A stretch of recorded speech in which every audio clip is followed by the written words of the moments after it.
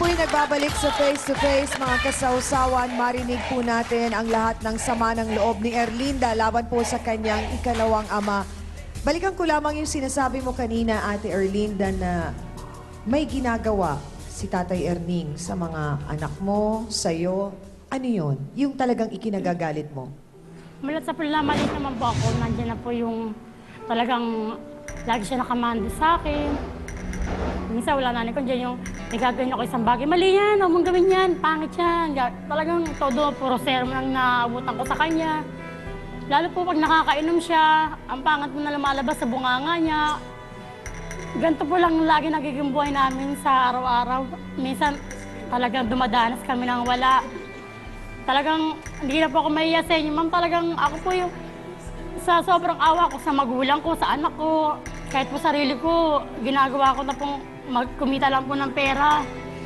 Pag dumarating po minsan yung kaibigan ko, Alicarto, meron ako siyang pakikilala. Talaga pong sumasama na rin po ako para po pagdating ko sa amin, nagsiyasaya ko na po. Dahil makakakain ng anak ko, mga anak ko, makakapasok sa eskwela, dahil po talagang wala po. Bakit hindi po ninyo binabahagi ang 1-7? Kailan pa ba Mang Ernie. Kailan pa ba naman ikwento yung kung anong ginagawa?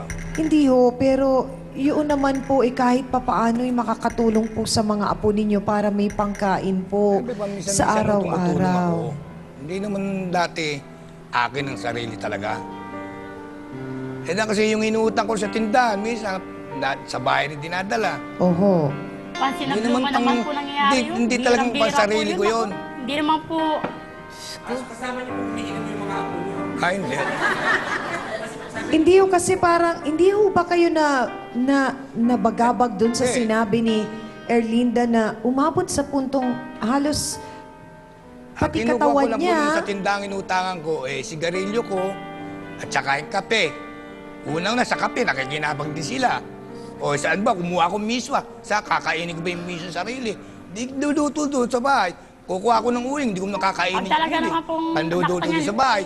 load na po kami Dapat, sa gutom, pagka, saka na po gagawin yung ganun, ma'am. Pero pag hindi naman po, mamatay na kami sa gutom, hindi naman po siya gagalaw.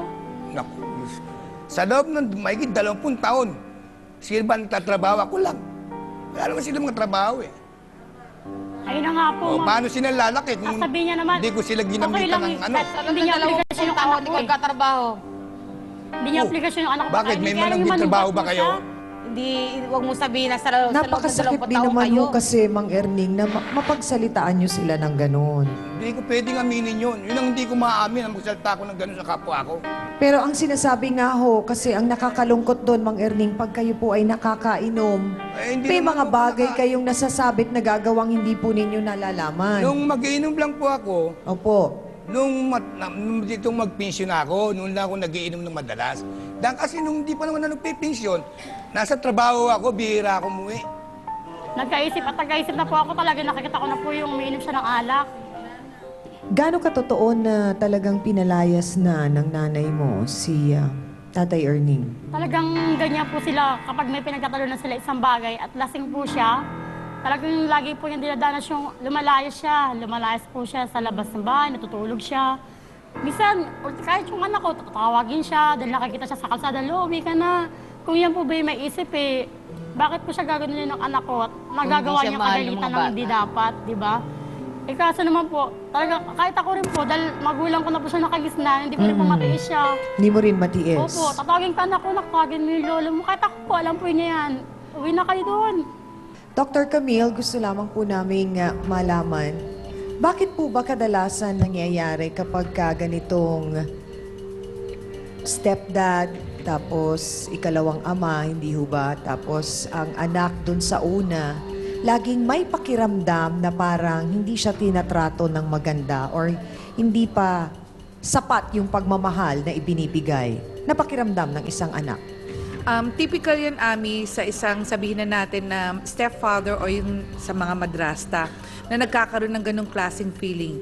Kasi sa nakikita ko dito, no, makikita mo na parang hindi mo tuloy alam kung talagang father ang dating ni Mang Ernesto dahil parang na-isolate yung sarili niya sa pamilyang ito. So parang siya mismo nagkaroon ng nung nangyaring siya ay nag-retire na, dinistansya niya yung sarili niya eh.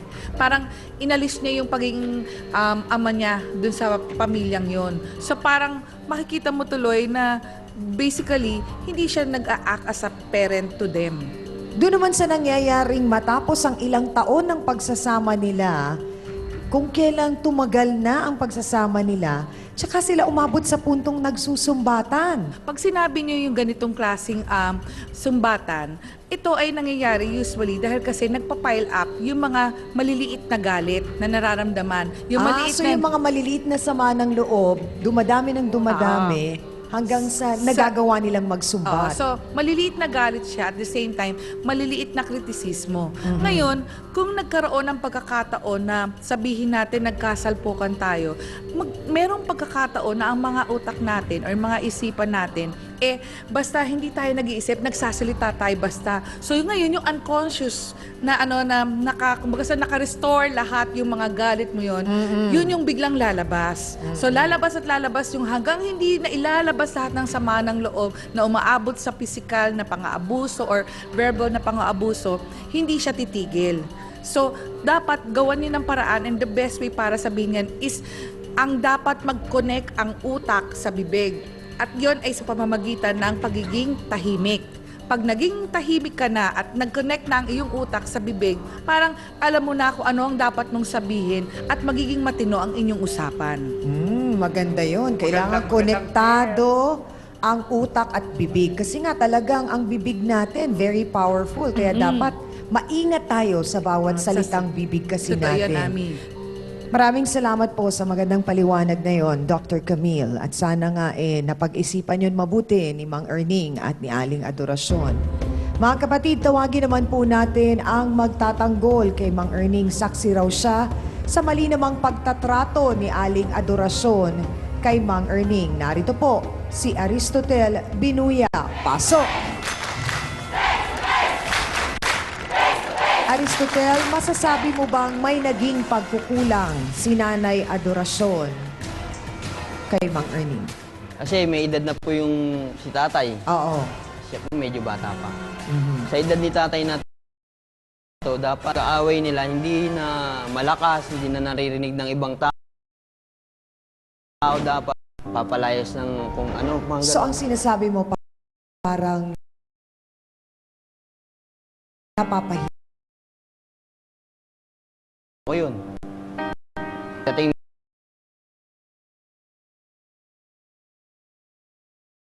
ng oras yung ganong sitwasyon eh. Kaya sana, habang may panahon pa, baguhin na yung ano nila. Para hindi na nakakaya sa tao na... Mga kapatid, marami po kayong issue ng kanilang pamilya. Itutuloy po natin ang kwentuhan. Magbabalik po ang nag-iisang Barangay Hall on air. Po si tatay ng ano ni Nana, ng bato yata po sa ulo yun. Anong hindi? Tagal mo mamatay.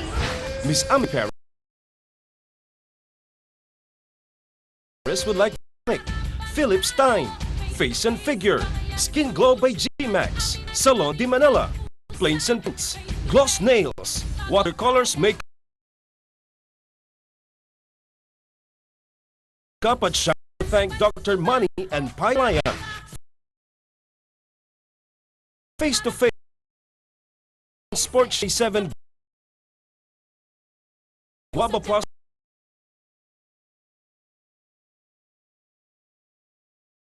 F1 101